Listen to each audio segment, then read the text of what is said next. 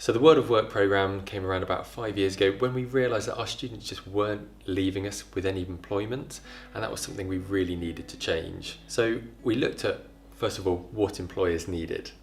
Employers were looking for a set of skills that our students didn't have. They weren't really looking for a massive amount of qualifications. We looked at the qualifications we did and we massively streamlined them into things that the employers said that they wanted. We do our functional skills, English and maths, because that's recognised by employers, and then we do qualifications that are needed from the employer's point of view. That could be anything from basic food hygiene, it could be a forklift truck licence, it could be first aid certificate, it could be absolutely anything that is truly bespoke for that young person that they need. Once we looked at the curriculum, we then needed to think about what the students are going to get from the work experience that we had in place. And that's when we came up with our 3-stage programme. So our 3-stage programme is work experience, work placements, and then supported internships. So work experience for us is half a day a week normally for 6 weeks. And that 6-week block at the end, we review, we see how the student has felt, we get feedback from the employer, and then we can put that student onto another 6-week block if they need to. And they can do as many of those 6-week blocks as they want until they found an area they want to develop a bit more. Are you going to do some more work experience? What kind of things are you going to do? Working more like shops, because I've been here and I know what I'm doing. We then put them onto what we call a work placement.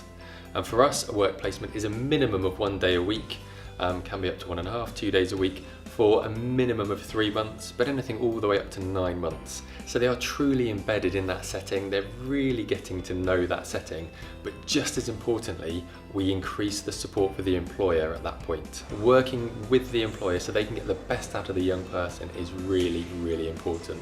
So yes, we support the student, but we support the employer with understanding how to communicate effectively with our young person, how to set tasks for them, how to get the best out of them really.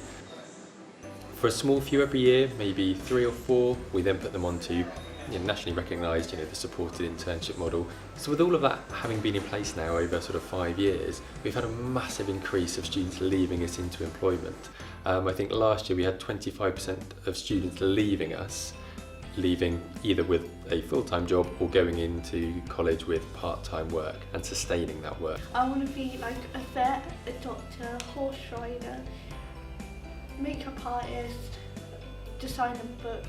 Let's work backwards. What skills do the students need? What qualifications do the students need? What kind of emotional support do the students need? What do the employers need? They need support, they need reassurance, they need guidance. We find that employers come back and work with us all the time now because we give them the support. They can pick up the phone and we will help them. Feedback from employers verbally is fantastic, but the best thing that we get back from employers is the fact that they ring us up wanting to work with us.